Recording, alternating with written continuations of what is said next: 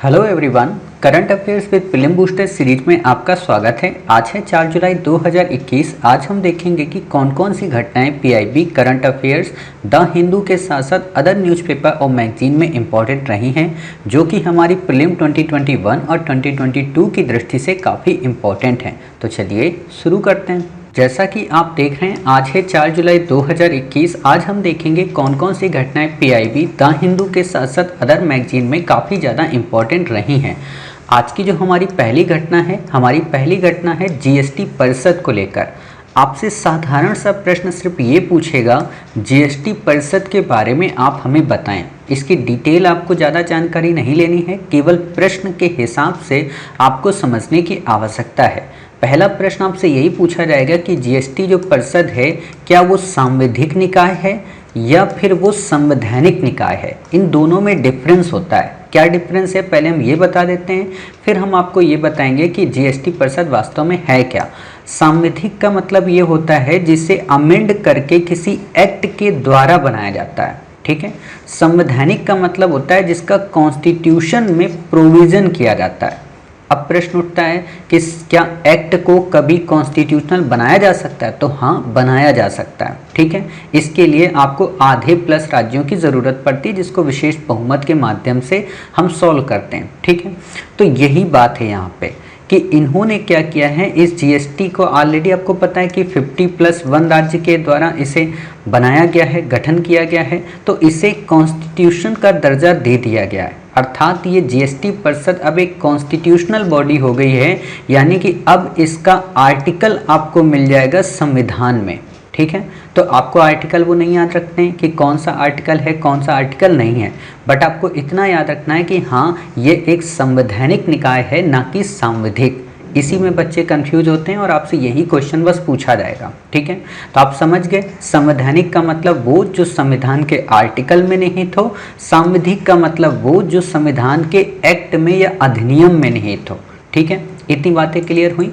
दूसरा क्वेश्चन आपसे जो इसमें पूछा जाएगा वो ये कि जीएसटी परिषद का अध्यक्ष कौन होता है, ठीक है। तो आपको पहला ये दे देगा कि क्या इसके अध्यक्ष आरबीआई होते हैं, तो नहीं साहब, इसके अध्यक्ष आरबीआई नहीं होता है। आरबीआई के मतलब जो हेड होते हैं, गवर्नर, वो नहीं होते, बल्कि इसके अध्यक्ष केंद्रीय वित्त मंत्री होते हैं। केंद्र के वित्त मंत्री, राज्य के नहीं, केंद्रीय वित्त मंत्री, ठीक है। तो आप इस लाइन को याद रखना, यानी कि यहाँ पे 2 लाइनों पे क्वेश्चन आएगा। एक बात और बता दें, आप में से जो बच्चे पीडीएफ ये लिखते हैं या पीडीएफ निकलवा कर लाते हैं, तो वो लोग ये काम भी किया करें, जैसे हमने अभी आपको बताया ना कि यहाँ पे क्वेश्चन है, यहाँ पे क्वेश्चन है, तो यहाँ पे क्यू बना लिया करिए। तो इससे फ़ायदा ये रहेगा कि आपको बाकी चीज़ें पढ़ने की ज़रूरत नहीं पड़ेंगी, ठीक है। चलिए, इतनी बातें हो गई। तीसरी बात यहाँ पे आती है कि ये एक संघीय निकाय के रूप में काम करती है। संघीय निकाय का मतलब क्या होता है, ऐसा नहीं है कि जीएसटी परिषद केवल और केवल केंद्र के लिए या केवल राज्य के लिए, ये दोनों के लिए है। सेंट्रल हो या फिर स्टेट हो, ये दोनों के लिए वर्क करती है, ठीक है। इसीलिए इसे संघीय निकाय कहते हैं। अगला आर्टिकल है हमारा वित्तीय स्थिरता रिपोर्ट। कल हमने आपको एक एमसीक्यू शेयर किया था वित्तीय स्थिरता आयोग को लेकर, ठीक है। तो उसी से रिलेटेड ये क्वेश्चन है। तो आप इसमें बस ये देखिए कि वास्तव में वित्तीय स्थिरता रिपोर्ट किसके द्वारा जारी की जाती है। इसे आरबीआई के द्वारा पब्लिश की जाती है वर्ष में 2 बार, ठीक है। ध्यान देना, द्विवार्षिक रिपोर्ट है, यानी कि एक वर्ष में 2 बार इसे जारी किया जाता है, ठीक है। यानी कि आप इसको एक तरीके से ये भी कह सकते हो कि ये एक अर्धवार्षिक रिपोर्ट है, ठीक है। 6 महीने में इसे पब्लिश किया जाता है। तो ये वित्तीय स्थिरता रिपोर्ट आप समझ गए। चलिए, यही आपको जानने की ज़रूरत थी। आपको दे देगा कि क्या ये वित्त मंत्रालय के द्वारा, तो नहीं, क्योंकि वित्तीय स्थिरता आयोग तो आपको पता है कि वो वित्त मंत्रालय, केंद्रीय वित्त मंत्रालय, उसके हेड होते हैं, बट इसकी रिपोर्ट आरबीआई के द्वारा पब्लिश की जाती है, ठीक है। चलिए, अगला आर्टिकल है हमारा पूंजी पर्याप्तता अनुपात। पूंजी पर्याप्तता अनुपात को आप समझें, क्योंकि इसमें टिपिकल लैंग्वेज है इकोनॉमी की, लेकिन हम इसे सिंपल लैंग्वेज से आपको समझाना चाहते हैं। जैसे सिंपल सी बात है कि बैंक के पास आप जाते हैं तो बैंक आपको लोन के रूप में काफ़ी ज़्यादा पैसा देती है, ठीक है। जब बैंक आपको लोन के रूप में पैसा देती है तो बैंक ये मानकर चलती है कि अगर हमने आपको 1 लाख रुपए दिया है तो आप हमें 50,000 ही रिटर्न कर पाएंगे, ठीक है। ध्यान देना, 1 लाख हमने दिया है तो आप 50,000 ही रिटर्न कर पाएंगे, यानी कि 50,000 रुपये की रकम का बैंक को खतरा रहेगा कि आप हमें नहीं वापस करेंगे। ठीक है, तो 50,000 रुपये बैंक के ये खतरे वाले, और बाकी जो बैंक लोगों को ऑलरेडी पे करती है, भाई बैंक में आम आदमी भी तो पैसा जमा करता है ना, तो उसको जो देनदारी होती है, उसको जो बैंक के द्वारा पे किया जाता है, उसके अनुपात को हम कहते हैं पूंजी पर्याप्तता अनुपात। समझ गए? यानी कि जोखिम वाली पूंजी, जोखिम है इनको 50 रुपए का और बैंक को देना कितना है 10 रुपए किसी को, तो बैंक के इस 50 और 10 रुपए के अनुपात को हम कहते हैं कि ये पूंजी पर्याप्तता अनुपात है। सामान्य शब्दों में अगर हम ये कहें कि ये बताता है कि वास्तव में एक्चुअल रूप से बैंक के पास कितनी पूंजी है, प्रॉफिट और लॉस के बारे में बताता है। ठीक है, सिंपल सी बात है, अगर बैंक की ज़्यादा जोखिम पूंजी होगी और बैंक को देना ज़्यादा होगा तो नुकसान बैंक का होगा। ठीक है, इसलिए बैंक कोलैप्स कर जाते हैं, या आप एक तरीके से समझिए कि वो पूरी तरह से दिवालिया हो जाते हैं। ठीक है, इसे capital to risk weighted asset ratio के रूप में भी जाना जाता है। आपसे क्वेश्चन नहीं पूछेगा, हाँ आपसे ये क्वेश्चन जरूर पूछा जा सकता है कि वाणिज्यिक बैंकों को अतिरिक्त लीवरेज लेने के लिए और प्रक्रिया में दिवालिया होने से रोकने के लिए केंद्रीय बैंकों द्वारा ये निर्णय लिया जाता है। यानी कि केंद्रीय बैंक का मतलब आरबीआई इन बैंकों से कहती है कि आप सभी को अपना एक निश्चित पूंजी पर्याप्तता अनुपात रखना पड़ेगा। इससे क्या होता है फायदा? इससे ये फायदा होता है कि आरबीआई को पता रहता है कि ये बैंक अभी दिवालिया नहीं होगा, और अगर वो बैंक दिवालिया होने की स्थिति पे आने वाला होता है तो ये उसको सजेशन देगी, सुझाव देगी, और उसको आगे चलकर हो सकता है किसी बड़े बैंक में मर्ज करा दे। जैसे आपने अभी यस बैंक का केस सुना होगा लास्ट ईयर, तो वही बात। ठीक है, तो इतनी बातें क्लियर हो गई। अब प्रश्न उठता है कि वाणिज्यिक बैंक किसे कहते हैं? वाणिज्यिक बैंक उन बैंकों को कहते हैं जो आरबीआई की द्वितीय अनुसूची में लिस्टेड होते हैं, पहली बात। दूसरी बात, ये बैंक के लाभ के आधार पर काम करते हैं। तीसरी बात, ये सार्वभौमिक प्रकार के बैंक होते हैं, मतलब ये न केवल लोन देते हैं बल्कि पैसा आपका जमा करते हैं, बल्कि सिक्योरिटीज़ में भी पैसा इन्वेस्ट करते हैं, ये सारी चीज़ें। साथ ही इन पर आरबीआई की गाइडलाइन का पूरी तरह से फॉलो होता है। आपको लग रहा होगा सर इतने पॉइंट लिख लें, क्या नहीं लिखना है, क्योंकि ऑलरेडी हमने आपको वाणिज्यिक बैंक से रिलेटेड बातें अपनी इकोनॉमी की बुक सीरीज में कवर करा दी हैं, साथ ही प्रीलिम लेट्स क्रैक सीरीज में भी हमने कवर करा दी है, और साथ ही 15 अगस्त से जब हम फिर से प्रीलिम्स 2.0 शुरू करेंगे तो वहाँ पे भी कवर करा देंगे। ठीक है, तो डोंट वेरी, बी हैप्पी। ठीक है, अगला है हमारा प्रोविजनिंग कवरेज अनुपात। ये बिल्कुल वैसा ही जैसा अभी आपने पढ़ा है। क्या है ये खराब ऋणों के कारण संभावित नुकसान को कवर करने के लिए बैंकों द्वारा अलग रखी जाने वाली निधियों के निर्धारित प्रतिशत को संदर्भित करता है। अभी हमने आपको क्या बताया कि 50,000 रुपये का मान लीजिए बैंक को लॉस होगा, क्योंकि 1 लाख रुपए बैंक ने दिए थे और उसको पता है कि 50,000 रुपये ये बंदा या बंदी वापस नहीं करेगा। अब 50,000 रुपये जब ये नहीं वापस करेगा तो ये 50,000 बैंक कहाँ से देगी? कहा नहीं जाता है, अपने घर से देना पड़ेगा। तो अपने घर से मतलब क्या है कि बैंक एक रिजर्व रखती है अपने पास अलग से, कि अगर विजय माल्या साहब, अगर नीरव मोदी साहब पैसे लेकर भाग जाते हैं तो हम कहाँ से पैसा बाकी लोगों को पे करेंगे। तो बाकी लोगों को पे करने के लिए अलग से रखा गया जो पैसा होता है उसे ही कहते हैं प्रोविजनिंग कवरेज अनुपात। मान लीजिए 50,000 है, नुकसान हो रहा है और उनके पास 5 लाख रुपए रखे हैं। ठीक है, तो 50,000 अनुपात 5 लाख। ठीक है, यानी जो इनके पास टोटल रुपया है और जो इनको देना है उसके अनुपात को हम कहते हैं। ठीक है, अब प्रश्न उठता है निधियों का मतलब। निधियों का मतलब ये होता है पैसा, बस ये इकोनॉमी की शब्दावली है इसलिए इसे समझने की ज़रूरत पड़ती है। ठीक है, तो उम्मीद है आप ये सारी बातें समझ गए काफ़ी अच्छे तरीके से। यूपीएससी ने ऑलरेडी पूंजी पर्याप्तता अनुपात पर क्वेश्चन पूछा है, यानी कि कैपिटल एडिक्वेसी रेशियो पर क्वेश्चन ऑलरेडी पूछा है। ठीक है, प्रोविजनिंग कवरेज अनुपात पे आपसे क्वेश्चन पूछ सकता है, तो आप बता सकते हैं कि ये खराब ऋणों के कारण संभावित नुकसान को कवर करने या उनको पूरा करने के लिए बैंकों द्वारा अलग रखी जाने वाली निधियों के निर्धारित प्रतिशत को संदर्भित करता है। ठीक है, आप जब नोट्स ये लिखते हैं ना तो आपको आधी चीज़ें अपने आप याद हो जाती हैं, तो इसलिए निश्चिंत रहा करिए। ठीक है, चलिए अगला है हमारा वॉस। वॉस का पूरा नाम क्या है? वाटर सैनिटेशन हाइजीन, ठीक है। इसका पूरा नाम है वॉस का, WASH, ठीक है। इसका काम क्या है? ये वास्तव में एक गैर सरकारी संगठन है। इसने अभी एक रिपोर्ट पब्लिश की है। एक रिपोर्ट पब्लिश करके इसने बताया है कि इंडिया में इस समय ODF, ODF प्लस और ODF डबल प्लस इन जो स्टेट्स हैं या इन जो गांव हैं इनकी संख्या काफ़ी ज़्यादा बढ़ रही है। अब प्रश्न उठता है कि ODF का मतलब क्या होता है, ODF प्लस का क्या मतलब होता है, ODF डबल प्लस का। आपसे ये क्वेश्चन नॉर्मली किसी भी क्वेश्चन में नहीं पूछेगा UPSC के, आपसे प्रीलिम में क्वेश्चन पूछ ले, बट 100% चांस है कि आपसे इंटरव्यू में ज़रूर पूछेगा, ठीक है। तो इंटरव्यू के हिसाब से आपको पता होना चाहिए कि ODF क्या होता है, ODF प्लस क्या होता है, ODF डबल प्लस क्या होता है, ठीक है। क्या है क्वेश्चन? क्वेश्चन में ODF का मतलब पहले समझते हैं। ODF का मतलब होता है ओपन डेफिकेशन फैसिलिटी, ठीक है। यानी कि पूरी तरीके से खुले में जो शौच की व्यवस्था है उसको हम दूर कर दें, इसे कहते हैं ODF, ठीक है। इसका मतलब क्या हुआ? किसी क्षेत्र के रूप में तब अधिसूचित किया जाता है यदि दिन के किसी भी समय एक भी व्यक्ति खुले में शौच नहीं करता है। जैसे आपने देखा होगा कि गाँवों में लोग अक्सर खुले में सुबह सुबह शौच के लिए जाते हैं, ठीक है, वॉशरूम के लिए जाते हैं, क्योंकि ये नेचुरली भी एक हैबिट होती है लोगों की और पुरातन लोगों की जरूर हैबिट होती है, ठीक है, दादा बाबा वगैरह की। तो अगर किसी गांव में कोई भी एक व्यक्ति दिख जाए, ठीक है, तो हम ये कहेंगे वो ODF नहीं है। और अगर वो व्यक्ति उस दिन नहीं दिखता है या किसी भी दिन नहीं दिखता है तो हम कहेंगे वो गाँव हमारा ODF फ्री हो गया है।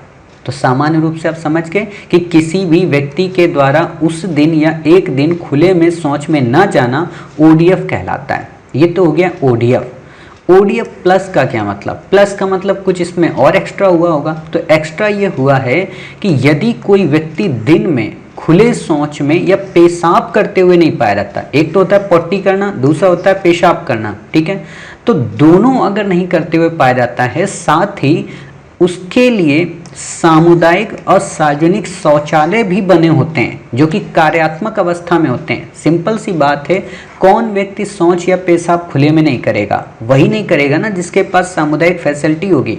अब ऐसा तो है नहीं किसी को सूसू लगी है और वो कहीं करे ही ना, ठीक है ना। आप या तो उसके लिए फैसिलिटी प्रोवाइड कराओ और या तो फिर आप क्या कहते हैं उस चीज़ को ब्रेक करो। जैसे मैंने कई बार मेट्रो स्टेशन में देखा है और कई बार हुआ भी है, हालांकि मेट्रो में सूसू नहीं करना चाहिए।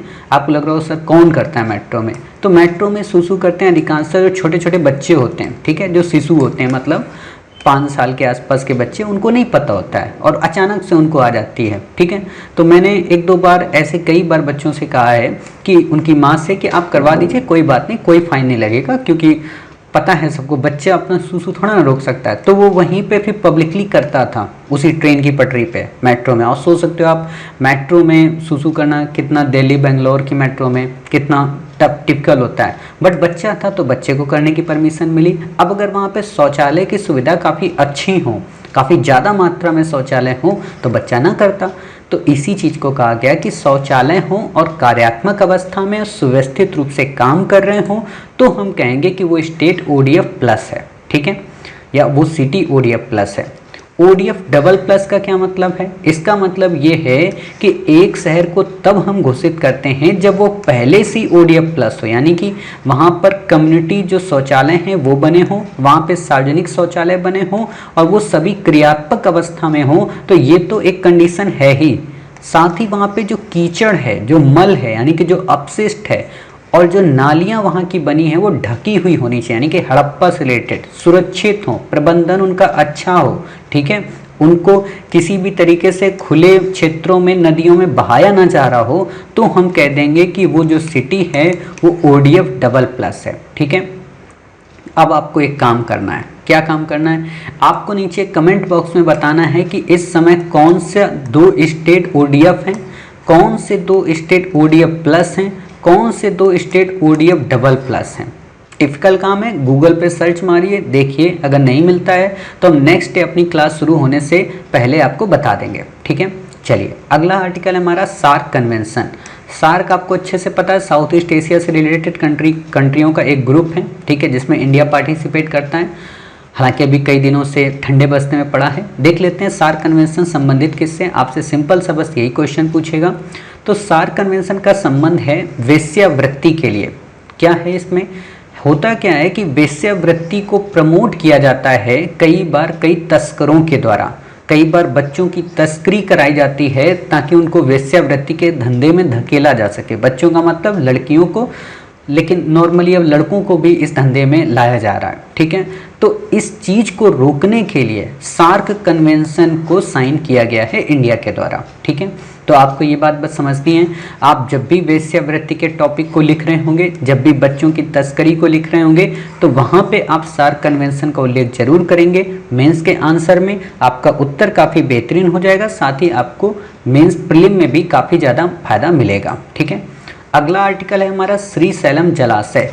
आपको ज़्यादा डिटेल में नहीं पढ़ना है कि इसमें कितने मीट्रिक टन पानी होता है, क्या होता है, ये कुछ नहीं पढ़ना है। आपको बस ये पढ़ना है श्रीशैलम जलाशय है कहाँ पे, आंध्र प्रदेश राज्य में है, दूसरा कृष्णा नदी पर निर्मित है।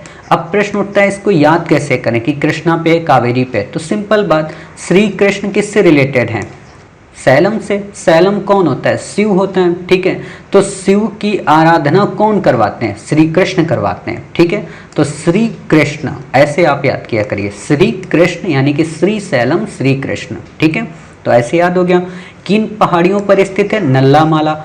अब दूसरा क्वेश्चन आपको याद रखना है क्या, कि नल्लामाला पहाड़ियाँ कहाँ पे, आंध्र प्रदेश राज्य में। अभी हमने आपको एक दिन एक क्वेश्चन दिया था और उस क्वेश्चन में हमने पश्चिमी घाट और पूर्वी घाट से रिलेटेड बातें बताई थी, और आपको पता होना चाहिए कि उस क्वेश्चन में अगर आपको यही पता होता है कि नल्लामाला पहाड़ियाँ पूर्वी घाट पर हैं, तो आप ऑप्शन को एलिमिनेट कर लेते, ठीक है। तो उन पहाड़ियों के क्वेश्चन को आप देखिएगा, ऐसे आपके क्वेश्चन अपने आप सॉल्व हो जाएंगे। इसी को बोलते हैं ट्रिक्स और टैक्टिक्स, ठीक है। कॉन्सेप्चुअल रूप से याद करें कि श्री सैलम मतलब श्री कृष्णा, ठीक है। चलिए अगला आर्टिकल है हमारा गोदावरी रिवर को लेकर। मोस्ट इंपॉर्टेंट रिवर है, यूपीएससी हर बार प्रीलिम में इसकी ट्रिब्यूटरी को लेकर क्वेश्चन पूछती है, तो हमें वो सारी ट्रिब्यूटरी इसकी याद होनी चाहिए। फर्स्ट बात ये कि महाराष्ट्र में नासिक के त्र्यंबकेश्वर से इसका ओरिजिन होता है, यानी कि इसकी उत्पत्ति होती है। दूसरी बात ये, इसकी कई सारी ट्रिब्यूटरी हैं, उन कई सारी ट्रिब्यूटरी में जो मोस्ट इंपॉर्टेंट ट्रिब्यूटरी है वो आपकी प्रवरा है, पेन गंगा है, वर्धा है, वेन गंगा है, प्राणहिता है, इंद्रावती है, ये सबसे इंपॉर्टेंट है, और मंजरा। तो ये आपको तो याद ही होनी चाहिए। बाकी आप इन सबको देख लें, और इनको ऑलरेडी हम सिनॉप्सिस में अपने जो प्रीलिम पैड हैं वहाँ पे भी प्रोवाइड कराएंगे, एमसीक्यू में भी प्रोवाइड कराएंगे, तो आप इनको याद रख लें ताकि आपके काम आएंगे, ठीक है। चलिए इतनी बातें आपको याद हो गई। बाकी मनेरू है, सबरी है और पूर्णा है, ठीक है। अपवाह तंत्र कहाँ है, अपवाह तंत्र का मतलब क्या होता है, पहले इसे समझिए। अपवाह तंत्र का मतलब होता है जैसे नदी ये बह रही है, ठीक है, तो जब नदी ये बहती है तो नदी के आसपास जो भी राज्य लगते हैं, ठीक है, तो एक जली तंत्र बनता है जहाँ तक ये नदी की पूरी पूरी बाहु टच करती है, बाउंड्री टच करती है, लास्ट उसका जो किनारा है बीच का वो टच करता है। भाई बीच में तो पानी बह रहा है, लेकिन पानी के किनारे किनारे भी तो काफ़ी भूमि खाली होती है ना, इसको कहते हैं अपवाह तंत्र, जो इतने क्षेत्र को घेरे हुए होती है। तो इसका अपवाह तंत्र महाराष्ट्र है, तेलंगाना है, आंध्र प्रदेश है, छत्तीसगढ़ है, उड़ीसा है, मध्य प्रदेश, कर्नाटका एंड पुडुचेरी, ठीक है। अब आप में से कई बच्चों को लग रहा हो सर पुडुचेरी कैसे आ गया, तो आपको एक बात दिखा देते हैं मैप। ये है हमारी प्यारी पृथ्वी, प्यारी पृथ्वी से प्यारा भारत। प्यारे भारत को हमने और जूम किया, और जब हमने जूम किया तो ये हमें मिली यहाँ पे आपको गोदावरी रिवर, ठीक है। यहाँ पे जैसे जब आपको गोदावरी रिवर मिलेगी, एक मिनट थोड़ा और इसको बैक में ले जाएं, हाँ 1 मिनट, हाँ यहाँ पे आपको जब गोदावरी रिवर इस जगह पे मिलेगी तो प्रश्न उठता है कि यहाँ से जो भी ये स्टेट लगते हैं, ये हाँ इस जगह पे जितने भी स्टेट आपके लगते हैं ये सब के सब गोदावरी रिवर को टच कर रहे होते हैं। जैसे ये आप रिवर देख रहे हैं, ठीक है, तो ये गोदावरी रिवर को टच करते हैं। यही आपसे इसने क्वेश्चन पूछा है। यहाँ पे आप देख सकते हैं मध्य प्रदेश हो गया, छत्तीसगढ़, उड़ीसा, महाराष्ट्र, तेलंगाना, आंध्र प्रदेश, क्लियर। अब प्रश्न उठता है जो मैंने अभी आपको बताया पुडुचेरी को लेकर, तो पुडुचेरी वास्तव में 3 जगह पे है, ठीक है, तो तीनों आपको याद रखनी है। एक पुडुचेरी आपकी ये है, ठीक है, दूसरी पुडुचेरी आपकी यहाँ पे है, तीसरी पुडुचेरी आपकी यहाँ पे, 3 पुडुचेरी हैं, ठीक है। तो तीनों को आपको याद रखना है, क्लियर। जैसे आप हमेशा पढ़ते हो ना, करिकल, माहे और ये आपकी पुडुचेरी, ठीक है। तो ये 3 पुडुचेरी हैं, तीनों आपको याद रखनी है। तीनों एक ही टेरिटरी हैं, बस ये कि अलग अलग फ्रांसीसियों ने बसाई थी, इसलिए इनको अलग अलग आज भी माना जाता है। चलिए अगला है हमारा यहाँ पे कृष्णा रिवर को लेकर। कृष्णा रिवर क्या है? गोदावरी रिवर के बाद प्रायद्वीपीय भारत की दूसरी सबसे बड़ी रिवर है, पहली बात। दूसरी बात यह कि महाराष्ट्र के महाबलेश्वर से इसका उद्गम होता है। अभी हमने गोदावरी को पढ़ा था, ये कहाँ से थी? त्र्यंबकेश्वर से रिलेटेड थी, ठीक है। इसकी ट्रिब्यूटरी कौन कौन सी हैं, इस पर भी क्वेश्चन आता है। अगर आपने ये मानकर चलिए गोदावरी और कृष्णा की ट्रिब्यूटरी को याद कर लिया, तो आपको कावेरी की ट्रिब्यूटरी नहीं याद करनी पड़ेगी, 2 में से किसी को याद कर ले, ठीक है। तो कृष्णा की कौन सी है? तुंगभद्रा, कोयना, भीमा, घाटप्रभा, वर्णा, डीडी, मूसी, दूधगंगा, ठीक है। अब यहाँ पे याद कैसे करना है? तुंगभद्रा आपको अच्छे से पता होगी, इसके किनारे हम्पी शहर है, ऑलरेडी यूपीएससी ने क्वेश्चन पूछा है। कोयना आपको याद ही करना है। भीमा, भीम कौन थे? कृष्ण के सहयोगी थे पांडवों में, ठीक है। घाट प्रभा, घाट के किनारे कृष्ण जी बांसुरी बजाते रहते थे, तो ऐसे आप याद कर लीजिए कि घाट प्रभा, भीमा और तुंगभद्रा, ठीक है। कोयना, वर्णा, क्लियर। ऐसे आप, दूध का मतलब वो दूध पीते थे, मक्खन खाते थे, तो ऐसे आप याद कर लीजिए, ठीक है। तो ये अपने मन से मतलब बता लीजिए कोई भी चीज़, ठीक है। लास्ट है इसमें अपवा तंत्र के बारे में कि कृष्णा का अपवा कहाँ पे? महाराष्ट्र में है, उत्तरी कर्नाटक में, तेलंगाना में, आंध्र प्रदेश में। वैसे अपवा तंत्र पे आपसे क्वेश्चन नहीं पूछता है, बट फिर भी पता होना चाहिए एक बार कि कहाँ कहाँ पे है, ठीक है। तो उम्मीद है आज की क्लासेस आपको समझ में आई। आज आपने देखा कि करंट में कौन कौन से आर्टिकल काफ़ी ज़्यादा इंपॉर्टेंट हैं। मिलते हैं अपने नेक्स्ट करंट अफेयर्स यानी कि 5 जुलाई के साथ। तब तक अपना ख्याल रखिए और स्वस्थ रहिए।